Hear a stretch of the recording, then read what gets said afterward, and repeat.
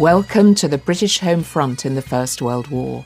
This series was recorded at the University of St Andrews in June 2018 to accompany a conference marking the contribution by the peoples of the British Isles to the national war effort. In this set of podcasts, we look at the impact of the war on society. We hear now from Professor Maggie Andrews about women and the family. My name is Maggie Andrews. I'm Professor of Cultural History at the University of Worcester. The whole of my career really has been exploring domestic life of women in the 20th century. When most people think about women in the First World War, they think about a nurse, about someone working in munitions factories, maybe they think about a land girl. But the majority of women were housewives. They were doing mundane things, and particularly if they had children, they went on having to do ordinary things, but under very different circumstances and with things being much more challenging.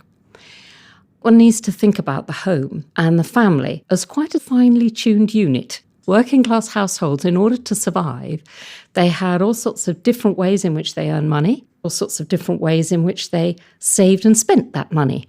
For example, if they were in the Black Country area, they would definitely, even in an urban area, have a pig in the backyard because that pig was going to provide the meat for the year.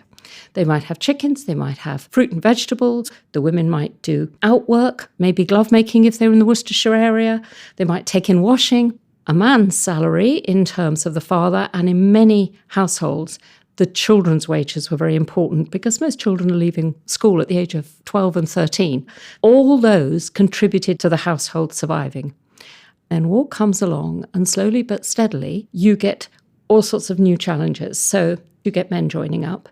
That might be sons, that might be fathers. Theoretically, the government supports them. They provide separation allowances, they provide widows' allowances if your husband dies. However, in practice, it's quite different. There are huge delays in the payment of separation allowances. For instance, if you are, as a lot of people were at this time, living a little bit hand to mouth, a bit behind with the rent, then your husband joins up and you wait 6 weeks for your separation allowance, you probably lost your house because you've been turfed out by the landlord. Maybe your husband was earning not particularly well, but you had 2 young sons who were earning well. Suddenly all 3 of them are earning less well in the forces. Again, you could find yourself in a much worse position. We have stories of women who have a son who's died, husband who's in the forces, and their income has gone down by 2/3. Mundane housewifery becomes really hard work in the war. There are price rises, increasing food shortages as the war continues, and by 1917, there are food queues which could take 6 hours to obtain a tub of margarine. We have lots of reports of that with hundreds of people waiting in the queues. Women play savvy on this. They put the children in the food queue for them while they go off and do something else. The way in which a household operates has to rework itself. Children have to do roles that were once parents' roles or elder brothers' roles. Women have to expand what they do to grow vegetables, which once the husband did. One of the letters we have is this husband writing home because he's concerned that his pregnant wife is going to have to salt the family pig when it's killed before Christmas. Pigs are quite large, heavy animals, and the idea of her doing it pregnant alone, he's terribly concerned about. Women's domestic roles also expand when men are away because they're doing the domestic caring for them at a distance, sending them parcels, buying things for them. There's a lovely story in Sylvia Pankhurst's Homefront book she wrote in the 1930s about the woman who gets herself in debt because she feels when her husband goes off to the army, she must send him off with new underwear. This is not in her budget. And then she's dealing with the debt afterwards. They're sending things like cakes, cherries, or they're sending them a Christmas pudding that they've made. And they're getting letters back from husbands and from sons asking them to give them news, but also send things. So we have a story of a young lad of 17 who sends back to his mother a letter asking to be sent a handkerchief because he's got a cold and he can't manage to get out to get a handkerchief. For many, the home involved maybe a small holding, a business, and they will also have had to take that on. We have women, for instance, who have got to take on the husband's role running the grocer's business or running the pub or running the small holding. Occasionally they're allowed to do it in terms of farms. It's quite difficult for them to take over the farms, and usually men are able to be allowed not to go. you find all these reworkings of what women do and men do. Prior to the First World War, women did a lot of tasks to help with businesses. They helped run the farm. What is important in the First World War is that suddenly this becomes more visible. You get newspapers saying, isn't it wonderful? Without the country housewife, all the fruit would be rotting on the trees and go to waste. The allotments would not be operating. But it's only conditional until the men come home. And in most respects, it goes back to normal. For instance, we have a woman who runs a small holding with her husband in Pershore. She's got 4 young children. He goes off to war. And because fruit and vegetables are so important, they allow him to come back from war to help with the harvest. So in the middle of 1916, the Battle of the Somme, he comes back from France, helps bring in the harvest, then goes back to France again. Unfortunately, he's dead before the end of the year. And then she goes on with her 4 young children running that small holding for the next 10 to 20 years. So there are some where there's a real change. As time goes on, the challenges of ordinary feeding of the family become really, really difficult. When we started the war, we imported most of our sugar, most of our wheat. We were a country which relied upon bread. That's what the working classes consumed. Bread is made from wheat. Slowly but steadily, women are encouraged, with prices going up, to change what they eat. They're actually told to persuade their family to chew much longer, because if they chew longer, they won't want to eat so much. This was a little extreme. They are constantly encouraged to preserve, to not waste anything, use less sugar, less fats, less meat. And what happens is that huge numbers of recipes emerge, which are such hard work. I cannot describe to you, having tried them out, the level of chopping and cutting, pureeing that are required to make something out of nothing, where people don't have the same technology as we have now. We did one study where we had recipes for Christmas puddings across the different periods of the war. By the end of it, it's almost like a vegetable soup. It's grim. We got one group of women to try out making eggless sponge cakes. You were supposed to donate your eggs to the wounded soldiers. And eggs became very expensive anyway, so you make your cake without eggs. It requires quite a lot of beating. When people came in, having tried it out, one said, well, of course, I use an electric mixer, but I couldn't do that with my arthritic hands. So how do people who are physically not as fit as they might be cope with the really hard work that domesticity begins to entail? The home and the family is ideologically really important. It's what people are fighting for, after all. The government is pouring money into supporting homes. It's paying separation allowances, widows' benefits. And as a result, it begins to have a view about how those homes are run. It begins to feel it has more of a right to check they're being run appropriately. There's an enormous amount of concern about what women are doing with separation allowances, with the money that's coming into their hands every week to keep the home going. There's a lot of concern about them being lazy, about them drinking, about whether they are keeping their children properly and clean.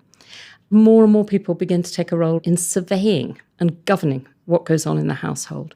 There is a rise of the infant welfare movement, of cases taken against women for being drunk or for abandoning their children or for neglecting their children. We have a case, for instance, in Pershore in Worcestershire. This poor woman with 5 children, husband's been injured, she's living on very modest means on her separation allowance, and 2 of the children get scabies. In comes a health visitor and says, the children are not as clean as they should be. The house is not quite as clean as it should be. You should be washing your blankets more frequently. The poor woman points out that she spent money buying patent medicines and tried to cure her children, that she can't clean the blankets because there's nowhere in terms of laundries within 6 or 7 miles. But still she's fined 10 shillings, and the magistrate tells her quite emphatically that she should learn to keep her house cleaner in future. That's quite a level of public interference and surveillance of the private world of the home.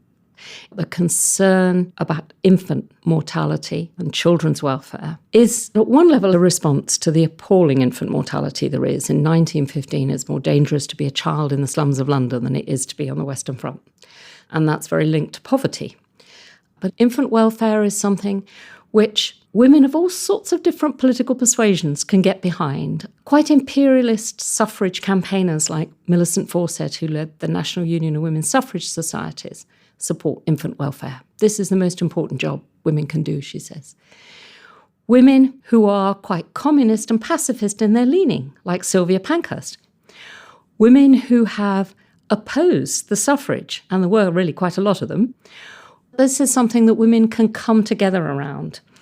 Unfortunately, that's very often seen as a middle-class women's issue to tell working-class women what to do, which many working-class women resist. A woman in Scotland was beside herself with anger about it, and she writes to the paper saying, "This has got to be stopped. How dare these middle-class women start visiting us in our homes and insisting that we go to antenatal classes. Scottish women will not be treated like this." She quotes some poor women in Stoke-on-Trent who are being visited within 3 days of the baby being born by some middle-class busybody trying to tell them what to do and how to bring up their child, with no experience at all of bringing up a child in the poverty in which they're living. There's quite an interesting coming together of the groups that have been both for and anti-suffrage. In 1918, of course, women for the first time are going to have the parliamentary vote. They have for several years had the right to vote in local elections. It's only women over 30 who reach certain property qualifications who actually get the right to vote. And yet the one thing that's brought them together is a concern about maternity, infant welfare, and very traditional female issues. So that in the post-war world, rather than some great liberation of women, what we get is, in many respects, the heyday of domesticity. A real focus on the home and the family, and many women's organisations saying that they want one job, not two. They want to work in the home and not to be forced to work outside it as well. Although so many people see this period as a period of liberation, the mobility of women and the freedom of women in political terms, when you actually look at what's going on, by the mid-1920s, there are no more women working than there were prior to the war. There's a real focus on domesticity, and the politics that women are concerned with are the local and maternal politics, which actually they could have done before the war.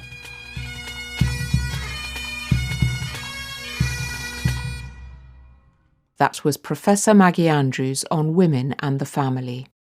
You have been listening to the British Home Front in the First World War. The podcast series was made possible thanks to the generosity of John Cawthorn and the 1926 Foundation. The conference was supported by the Department for Digital Culture, Media and Sport and the Scottish Government. It was a ChromeRadio production for the University of St Andrews, with music by the pipes and drums of the Royal Scots Dragoon Guards. The producer was Catriona Oliphant, with sound design by Chris Sharp. The series editor was Professor Sir Hugh Strawn. In our next podcast, we hear from Dr. Rosie Kennedy about children's experience of the First World War.